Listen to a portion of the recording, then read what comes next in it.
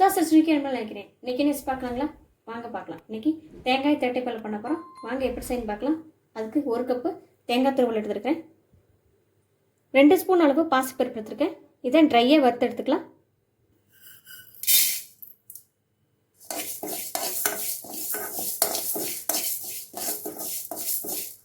பாசிப்பருப்பு அதோட வாசம் வர அளவு நல்லா வறுத்துக்கலாம். இப்போ இதை நல்லா வறுத்தாச்சு. இதை எடுத்துடலாம். தேங்காய் பாசிப்பருப்பு ரெண்டையும் சேர்த்து நல்லா நைஸாக அரைச்சி எடுத்துக்கலாம். ஃபஸ்ட்டு தண்ணி சேர்க்காம அரைங்க. அதுக்கப்புறம் தண்ணி ஊற்றி கொஞ்ச நாள் நல்லா நைஸாக அரைச்சா அப்போ தான் அரைப்படும். ஃபஸ்ட்டு தண்ணி சேர்க்காம அரைங்க. அதுக்கப்புறம் தண்ணி சேர்த்து அரைச்சா நல்லா நைஸாக அரைப்படும். இப்போது இதை நைஸாக அரைச்சி எடுத்தாச்சு. அடுத்து ஒரு கடாயில் நெய் சேர்த்துக்கலாம்.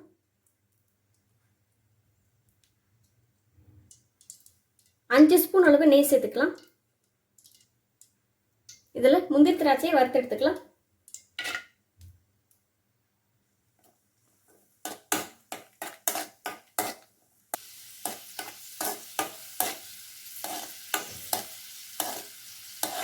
இது வறுத்தரைச்சிங்க எடுத்துடலாம்.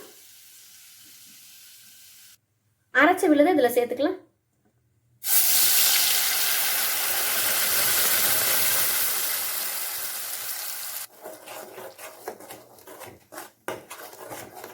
கைவிடாமல் கலந்துக்கிட்டே இருக்கலாம்.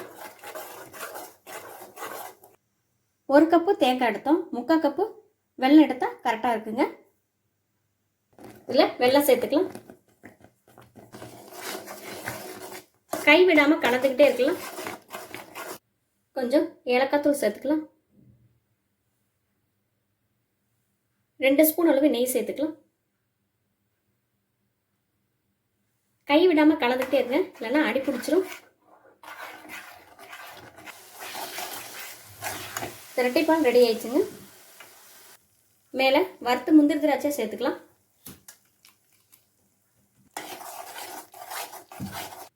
தேங்காய் தட்டைப்பால் சூப்பராக ரெடி ஆயிடுச்சுங்க. நீங்களும் இனிமேல் செஞ்சு பார்த்துட்டு எப்படி இருக்குன்னு சொல்லுங்கள். சுதா சஷ்டி கிச்சன் சமையல் பார்த்ததுக்கு ரொம்ப நன்றிங்க.